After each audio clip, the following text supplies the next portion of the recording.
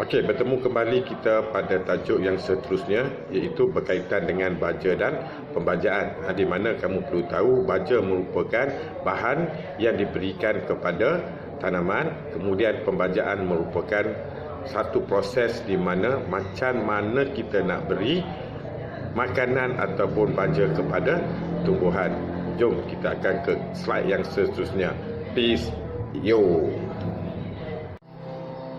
Okey, jika kamu semua perhatikan gambar di atas tu merupakan gambar baja, contoh-contoh baja, dan kita akan tengok apakah yang dimaksudkan dengan baja. Okey, baja ialah bahan yang ditambah pada tanah untuk membekalkan nutrien kepada tanaman. Ianya adalah untuk meningkatkan kualiti tanaman. Okey, di samping tu juga keperluan baja ataupun proses pembajaan bergantung kepada jenis tanaman dan juga tahap kesuburan tanah tersebut. Okey, bentuk baja kalau kamu perhatikan yang warna biru tu adalah bentuknya jenis butir. Yang kedua tu yang sebelah kanan adalah dalam bentuk pellet. Okey, bentuk yang seterusnya adalah pada gambar rajah ianya berada di sebelah kiri, iaitu bentuk debu, dan sebelah kanan tu adalah dalam bentuk cecair. Okey, seterusnya kita akan masuk kepada jenis baja. Baja dikategorikan kepada dua jenis, iaitu baja organik dan juga baja kimia. Di mana baja organik ianya terdiri daripada tinja haiwan, sisa kilang dan juga sisa ladang. Di mana baja kimia pula adalah terdiri daripada 4 jenis baja, iaitu yang pertama adalah baja tunggal, yang kedua adalah baja sebatian, yang ketiga adalah baja campuran, dan yang keempat adalah baja lengkap. Okey, kita akan bincangkan berkaitan dengan baja organik, di mana baja organik merupakan baja semula jadi yang terhasil daripada proses perebutan sisa haiwan dan juga tumbuhan. Di mana baja organik ini merupakan baja yang mesra alam. Okey, terdapat 3 sumber baja organik, iaitu yang pertama adalah daripada sisa ladang. Okey, kita tengok pada gambar rajah yang di sebelah kiri, contohnya adalah sekam padi. Okey, contoh yang di tengah tu merupakan tinja haiwan yang telah diproses, iaitu tinja ayam. Dan yang gambar sebelah paling kanan adalah sisa daripada kilang pertanian, iaitu hampas kelapa sawit. Okey, bagi kategori ataupun jenis baja yang kedua, iaitu baja kimia. Baja kimia yang pertama dinamakan baja tunggal. Apa itu baja tunggal?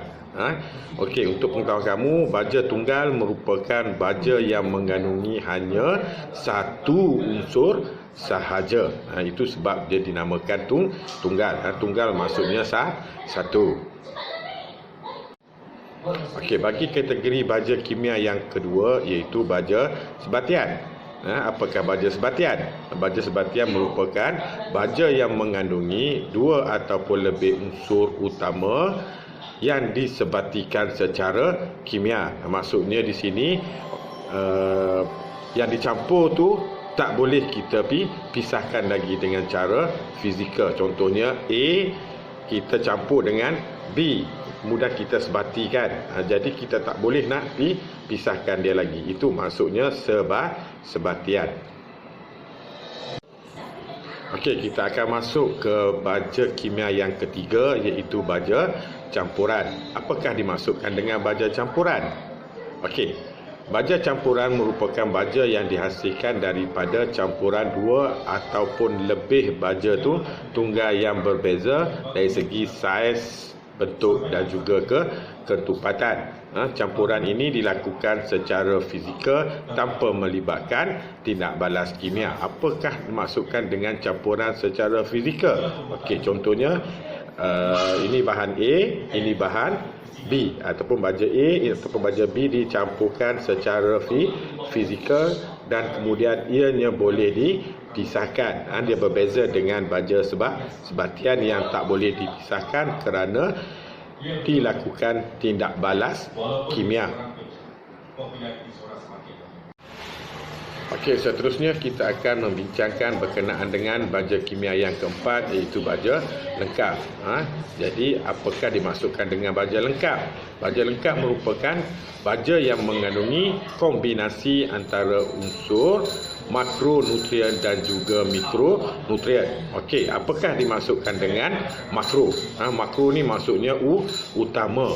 Utama contohnya adalah seperti N, P dan juga K. Manakala unsur mikro pula adalah diperlukan dalam kuantiti yang sedikit. Walaupun sedikit, ia juga adalah penting. Contoh bagi unsur mikro adalah seperti boron, klorin, ferrum, mangan, zinc dan juga molybdenum.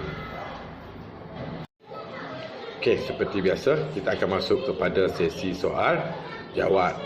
Peace, yo.